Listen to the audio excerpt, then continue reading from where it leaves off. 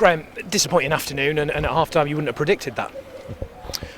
No, because we were the better team. But we need to be ruthless when we're on top so strongly, and extend our lead. And we spoke at half time about one not being enough. We can't sit back, and but I just thought we're the architects of our own downfall. And when I've just seen the goals, we're not committing to what we're actually doing. And it's something that we have to address and correct, because it's hurting us. That's 3 goals, and we know we've got an attacking threat. Certainly when our energy levels are high, and we play our football, but the energy level dropped in the second half, and we were punished for it. What do you put that down to? Is it concentration? Is it something else? No, I don't think it's concentration. I think well, it might be a little bit of focus actually in doing things that we train for all week. So we've just seen a couple of things where when we look at it on Monday, I know the players will go, oh yeah, I should have done this, should have done that. That this is because they're intelligent players, and they know how we want to defend and how we make it hard for the opposition. But taking it from the cold light of day in a meeting or in training when we're talking through things, and then taking it into the atmosphere of a game is where we are, I think, hurting ourselves, and that's what we have to correct quickly, because when you look at the first half performance, we should have gone on to win the game.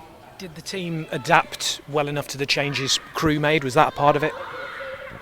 No, look, I think out of the 6 games that we've played, I think nearly every team has made multiple changes at half time, because we've been so on top and we've been in the ascendancy, and so it's difficult to then you don't know what they're going to change until you get into the game. But I don't think it was that, because we've got our defending principles which will be quite consistent, and we showed last week that we can defend against different formations, but sticking to our principles. But we'll see it, and the players will see it, and they'll recognise it straight away. I've just seen it briefly on a laptop, and it's real basic errors. Ashanti went off in the first half. How's he? I'm not sure. Obviously, he couldn't continue, and I think it might have been hamstring. I'm not sure though. Obviously, my head was in the game, and I haven't managed to see him after the game. So we'll see how he is. Moise was fit enough to be on the bench. Was that a stretch for him? A little bit, yeah. And then he complained of his foot being sore even at half time to Adam Ross. So it was one of them where you risk someone who's important for us, and then he breaks down and misses 6 to 8 weeks, or you put trust in the rest of the squad to go out and win the game. But I don't think it was down to any individual either playing or missing today. It was about the group, and not sticking to the principles that we've done so well in the first half, and have to continue into the second. Just finally from me, you managed to make some signings yesterday. How pleased were you with the business that you did, and how do you expect that team that started today to evolve over the next few weeks? Well, it'll be down to the players how it evolves. I think we've got a really strong team, as the results have shown, and the points that we have on board.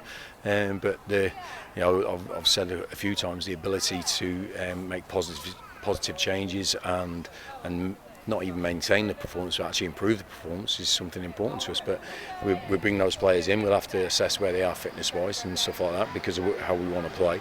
But we're delighted with the business. I think it's players that we know. It's plug in and play really on the talent side, and on experience. It's just seeing where they are physically, and then getting up to speed with what we want to do tactically.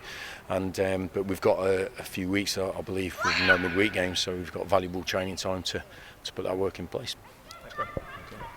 How busy was it for you yesterday? Obviously, it was going to run up to the 11 o'clock deadline. It was a bit of a nightmare, to be honest, because whoever the brains that put these deadlines in place, putting them on the day before a game. Now I know there's a date, but surely you must look at the football calendar and think pre-match. When everyone's preparing for games and they're trying to do the other business, it's a joke really. But we managed to get through it. We we prepared the team for today. I left the majority of the work to Liam because that's how we do it, and so I could concentrate on the team, which was great. And Liam managed to do some brilliant work on the 24 hours. So it went right to the wire, as everyone sees. But I'm glad we're out of it, to be honest. 11 through the door though, and some really strong signings in there. Yeah, I believe so. It's just now we're still in the process of gelling them all together. Even though we've done great to win the games we have, we still know there's loads of improvement, and players need to really get up to speed with what we want to do. But there's not been many changes in the starting team, so the players that are outside the team, getting them up to speed, for league football is something that we have to prioritise now. It's difficult with the lack of games, but we have to try and maybe get some games behind closed doors to get them up to match fitness really. And but we'll do that work as hard as we can. We know we've still got a good group of players, and it's 6 games in. And there's a long way to go. As I said, even when last week after winning again, it's same as we're in a process that we're going from a team losing to a team that hopefully consistently winning, and that's where we're at the moment. Debuts today for Jack and Joe coming in. Yeah. Was it tough for them to come into that sort of environment, do you think? I think it was. You come into a game that's in full swing. We were trying to make the sub just before the first goal to change it tactically, and unfortunately we conceded in that precise minute. But we wanted to crack on with the change because it was a game that I felt we could win. It would have been difficult because towards the maybe last 20 minutes the game loses a bit of pattern, and Jack's had I think 2 days training with us, and Joe's had 1, so there's lots of time for them to get up to speed with what we want tactically. I think physically they'll be fine, and we're just glad they're here.